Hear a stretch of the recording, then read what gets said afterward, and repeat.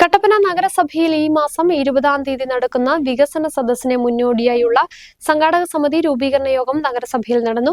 എന്നാൽ സംഘാടക സമിതി രൂപീകരണ യോഗത്തിൽ നിന്ന് UDF വിട്ടുനിന്നു. കട്ടപ്പന നഗരസഭയിൽ കഴിഞ്ഞ 5 വർഷമായി യാതൊരുവിധ വികസന പ്രവർത്തനങ്ങളും നടന്നിട്ടില്ല. ഇതുകൊണ്ടാണ് പരിപാടിയിൽ നിന്നും UDF വിട്ടുനിന്നതെന്ന് പ്രതിപക്ഷം ആരോപിച്ചു.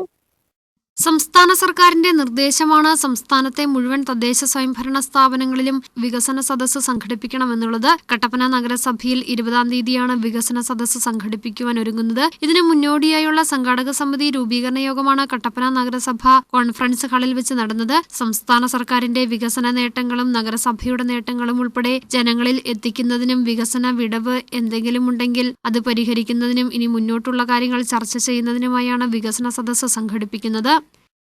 സാംസ്കാരിക പൊതുരംഗത്ത് പ്രവർത്തിക്കുന്ന വിവിധ സംഘടനാ പ്രവർത്തകരെ കമ്മിറ്റി അംഗങ്ങളായും ഉൾപ്പെടുത്തി വിപുലമായ രീതിയിൽ സംഘടനാ സംവിധാനം ഉൾപ്പെടുത്തിയിട്ടുണ്ട്.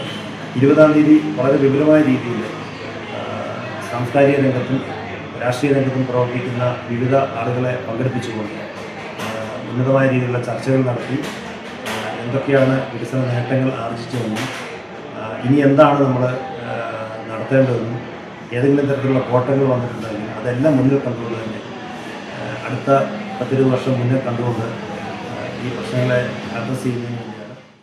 കട്ടപ്പനയിലെ സാംസ്കാരിക പൊതുരംഗത്ത് പ്രവർത്തിക്കുന്ന വിവിധ സംഘടനകളെ ഉൾപ്പെടുത്തിയാണ് വികസന സദസ്സ് സംഘടിപ്പിക്കുന്നത്. എന്നാൽ ഈ പരിപാടിയിൽ നിന്ന് UDF വിട്ടുനിന്നു. സംസ്ഥാന നേതൃത്വത്തിന്റെ നിർദ്ദേശപ്രകാരമാണ് UDF പരിപാടിയിൽ നിന്ന് വിട്ടുനിന്നത്. എന്നാൽ കഴിഞ്ഞ 5 വർഷമായി നഗരസഭയിൽ യാതൊരുവിധ വികസന പ്രവർത്തനങ്ങളും നടന്നിട്ടില്ല എന്നും ഇതുമൂലമാണ് UDF വികസന സദസ്സ് സംഘാടക സമിതി രൂപീകരണ യോഗത്തിൽ പങ്കെടുക്കാതിരുന്നതെന്ന് പ്രതിപക്ഷം ആരോപിച്ചു.